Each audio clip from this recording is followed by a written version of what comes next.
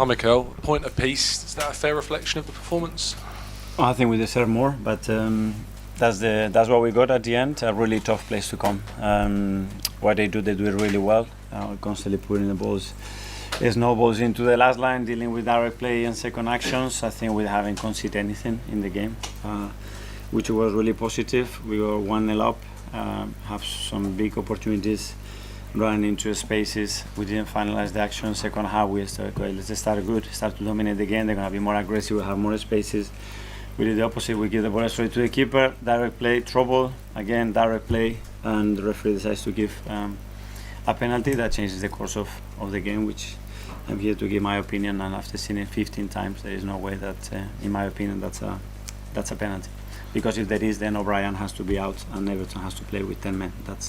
That's clear. And after that, again, dominated the game, really not get too much momentum because he's constantly breaking the play, and a big part of that was down to us because after that play we get very cheap free kicks away. But yeah, we have two big chances to win the game. We didn't convert them, so we have to accept the point.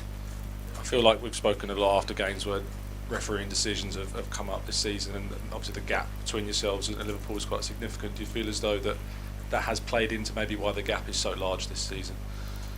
Merit to Liverpool, the way they are winning their football matches. I'm talking a reflection of what happened today, what was really relevant for the score, and there is no question that apart from that they had nothing, but obviously that changes completely the momentum and the results.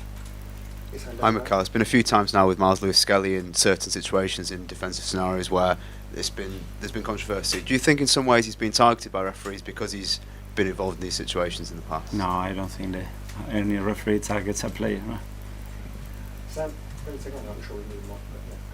Hello Mikel. Hi. Just in the team you picked, obviously a lot of first teamers or left out, and they came on at the end. Presumably that's all with Real Madrid in mind, is it? Well, there were 4 players that could not start the game after what happened with Fulham, and obviously the injury of Gavi, so that forces you as well to make some changes, and as well because players deserve to play minutes. So I'm very happy with that. I mean, everybody has to be important, has to feel important. We have so many games coming up right now, and I will have to rely on all of them.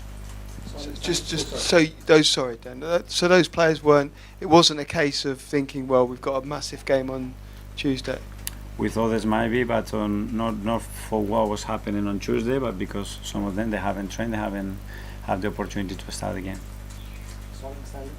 Mikel, just with Bukayo, he's obviously had 2 games off the bench now. Do you feel like he's in a position that he could start on Tuesday? Well, he's in a much better place. Obviously, we have built that up. He played 30 minutes. Today he's played 49, a little bit less because we whistled before we end of the game. And after that, he will be in a much better place.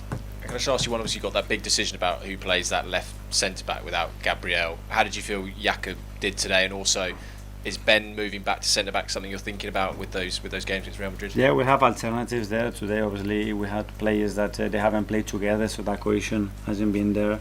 Ben especially hasn't played at all almost this season. So good that they have the minutes, they have that understanding, and we will assess what's the best options for that back line. A couple of here. Jordan, Athletics. Can I just check how Mikel Merino is feeling after the game with a head knock? He's fine. I just checked with the doctor. I think he had a cut, so he was bleeding quite a lot in the first half. Then started again. So, but overall, he wasn't feeling anything. So good. No other any injury? No.